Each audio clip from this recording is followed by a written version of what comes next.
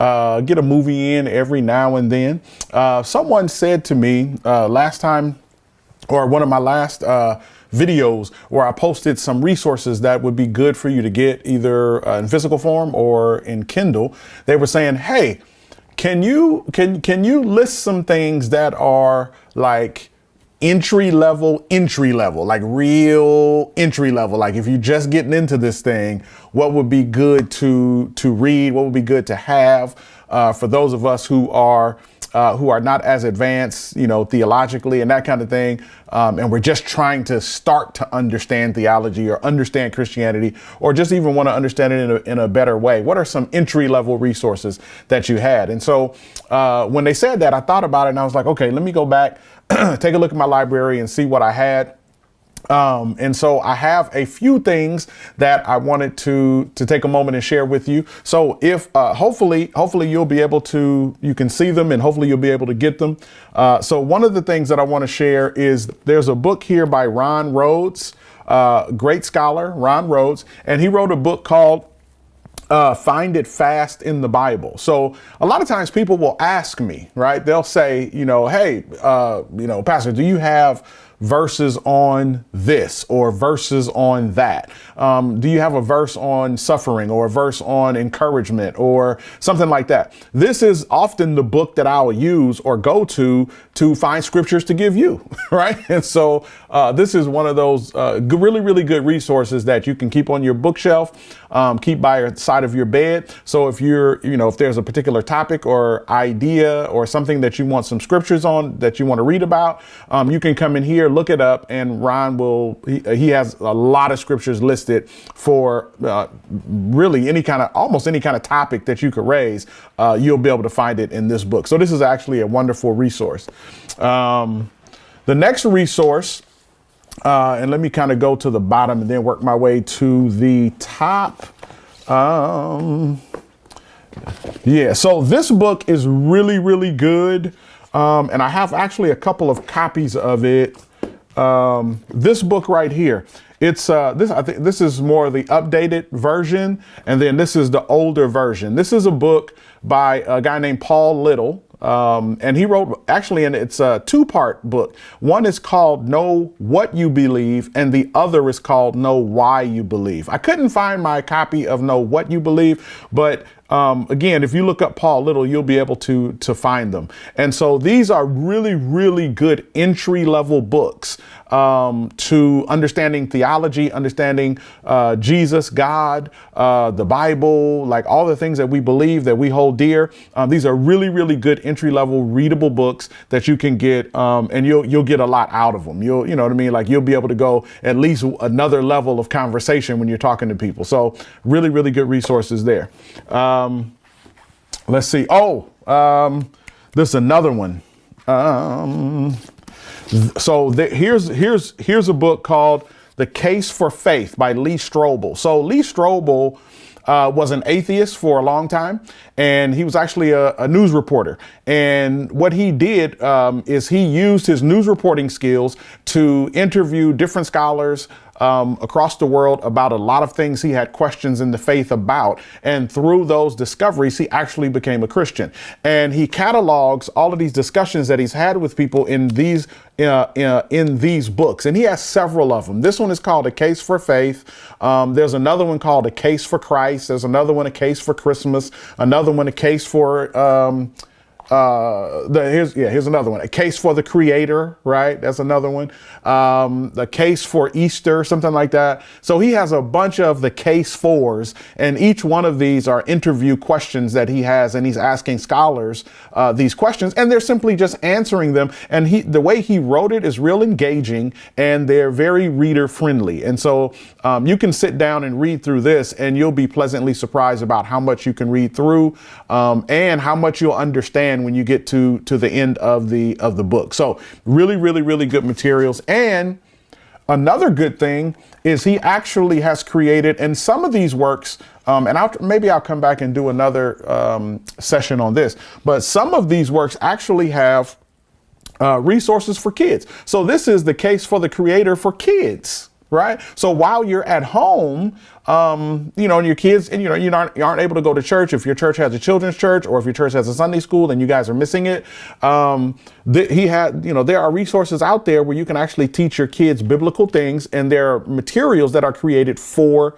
children. And so this is one of the ones, right? The Case for the Creator for Kids. Excellent resource. Another one. So let's say you're a leader at your church, right? Or you're just now getting into leadership and you're growing in your knowledge of God, getting closer to God, and in your leadership.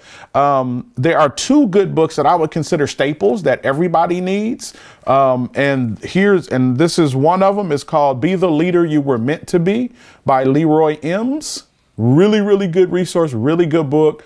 And the two that I'm going to share with you, they're very inspiring. And so what they're going to do is they're going to draw you to develop yourself as leaders, what they're going to do, they're going to draw you to God, really. And they're going to and by drawing you to God, they're going to draw you to your, to the internal need or the desire that you have to be a better leader, right? So this is one really good book. And another one is Spiritual Leadership by J. Oswald Sanders. Really good book. I revisit this one every so often just to kind of get re-energized. Like, he has some real good nuggets in here. And if, like when I go through it, I have some stuff outlined, underlined, like I got, just different pages of stuff where I have things outlined, underlined, little outline here. And then I write in my books, right? And so just really good stuff. So this book and the other, if you're starting off as a leader, I would recommend you get these two books first. I know John Maxwell has a boatload of information if you're trying to be a leader. And I love Maxwell, but don't sleep on Sanders and Eames. Really good books and materials. Another one is Knowing God by J.I. Packer. So this is one of those books where I would say, so the next three books, I would say these are kind of staples that everybody needs, right? And so this one here is Knowing God by J.I. Packer. Just a good, solid resource to help you understand basic doctrine. Like, he goes through all kinds of different things about God, and he makes it very reader friendly. And I'm telling you, it's really good. So as you go through it, what you're going to discover is that your knowledge of God is going to increase. And the way he writes it, he's going to draw you into really kind of being attracted to God even more. And so this is a really good book. So if you have an opportunity, make sure you go and get that. That resource is wonderful. The next one is a classic, right? Classic. You have to get this one. It's just classic, right? Like every Christian ought to have this. It's classic. It's C.S. Lewis's Mere Christianity. Classic, right? C.S. Lewis, brilliant guy, brilliant in his writings. Listen, you have to get Mere Christianity.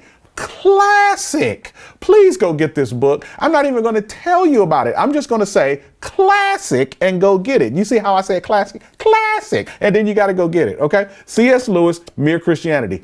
Excellent book. You're going to love it. Next is, now, this is a book it's really good, but I would recommend, because I have several books by this author. And the reason why is because I love the way he writes, right? His writing style is very engaging and thought provoking, right? So I'm a thinker, right? I'm a processor. And the way that this guy writes, he writes in such a way where he makes you process information in a slightly different way. And some of it are things that you've already known, but the way he presents it to you, like you hadn't thought about it that way. And I love things like that. And so this particular book is called The Bible Jesus Read, and it's by Philip Yancey. Okay. He has several other books, and I have some on my shelf. I don't know why I didn't grab them, but there's another one that I have called The Jesus I Never Knew, right? Which is a really interesting take on who Jesus is. But I would say just about anything by Yancey, go and grab it, because Yancey is again, for me, I'm a Yancey fan. I just love how he writes and how he puts things together. So this book is interesting because it gives you a different take on the Bible, right? Like there's ways that we think about the Bible, and he's going to present them to you in ways that we have not thought about the Bible, because what he's going to do is he's going to take you back into the days of Jesus Christ, because Jesus didn't have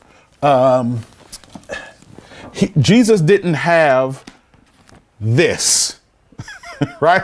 That's not what Jesus looked at. Right. And you have to understand, not only is this not what he looked at, they didn't have, like Jesus, when he got up to speak, he couldn't say, OK, turn to Isaiah chapter 4, verse 2. Like that's because verses weren't parsed out like that in Jesus's day. And Yancey helps you to understand that aspect of what Jesus was looking at and what the disciples were looking at when they looked at the Bible. And so it's a good, refreshing understanding of the Bible. And so, yeah, I would say go and get this book. And again, anything by Yancey, you'll probably love it. So don't forget, get a Bible. Right. And my particular thing is this, and I say this not from any type of place of hateration. Right. But I would say, like, stay away from King James. OK, now, I know I just cussed for some of y'all, but I'm saying stay away from King James. Why? Because nobody I know speaks King Jamesian English. Right. Like none of us do. You know, like there's words they use in the King James Bible that we like. What is concupiscence? Right? Who uses that? Right? But it's in the King James Bible.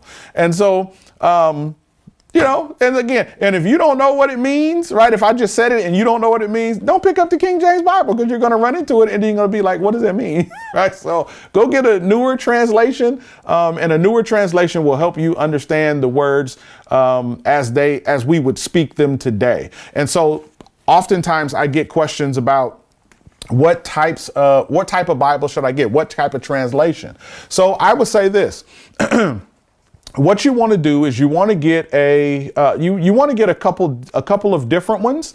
And so I use Bible software. I hadn't talked about that, but I use Bible software. So in terms of Bible translations, just on my one Bible software, I probably have 50 different translations.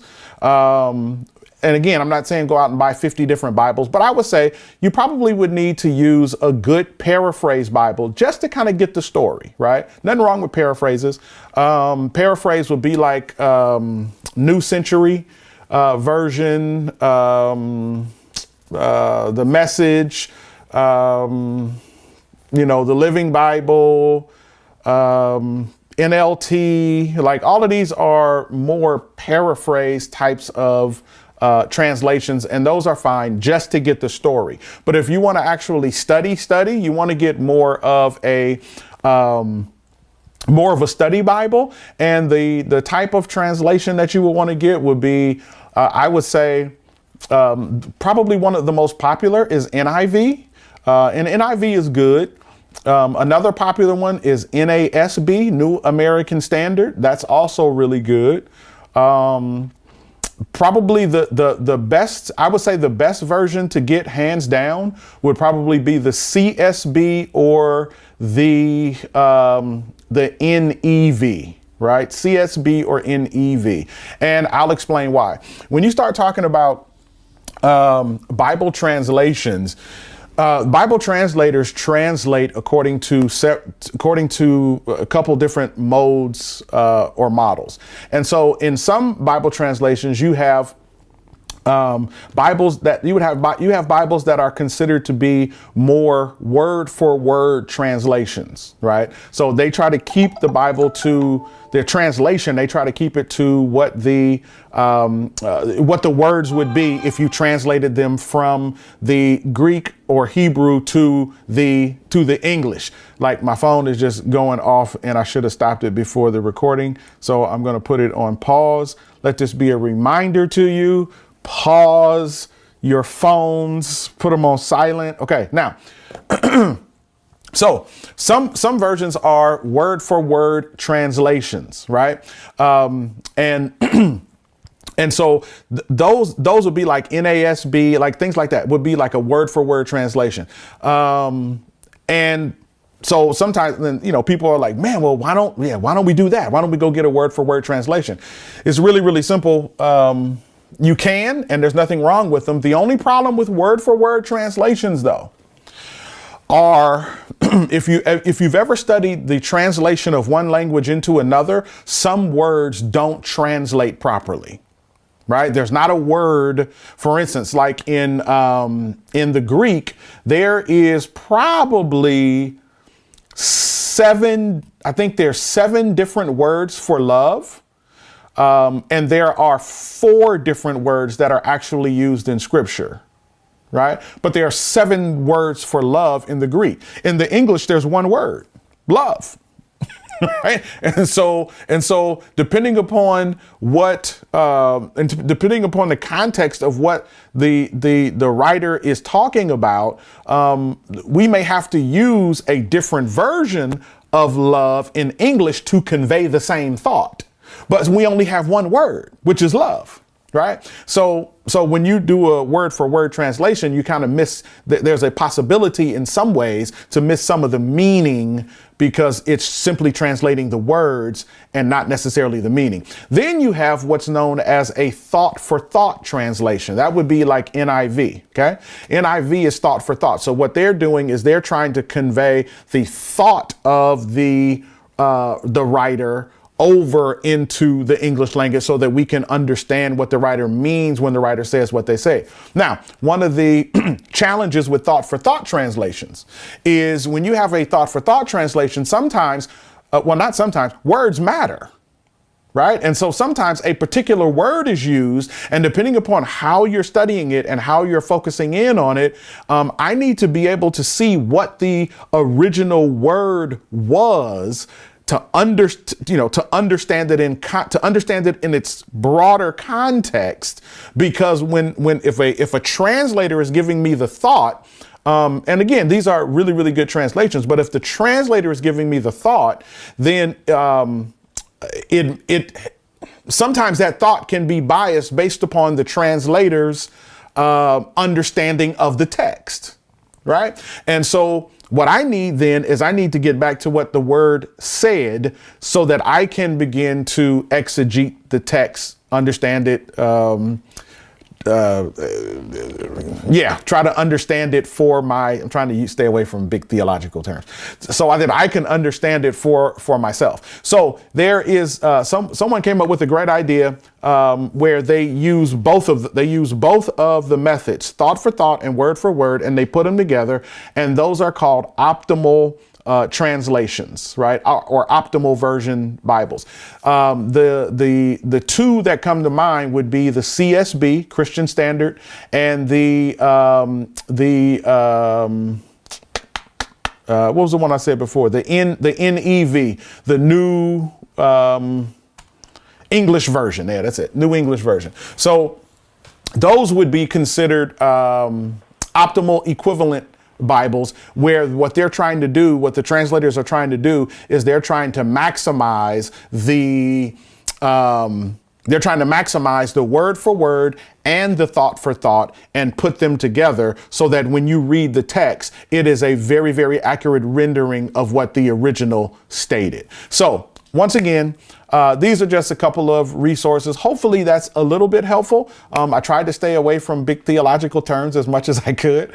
And so hopefully you'll find that helpful for your shelter in place time so that you can study more, learn more, get closer to God, and enhance your Christian life and worship. All right. Until next time, I'll see you guys later. God bless you. Love you. Bye-bye. I'm too busy counting all these blessings. Count it up, count it up, count it up, count it up, count it up, count it up, count it up.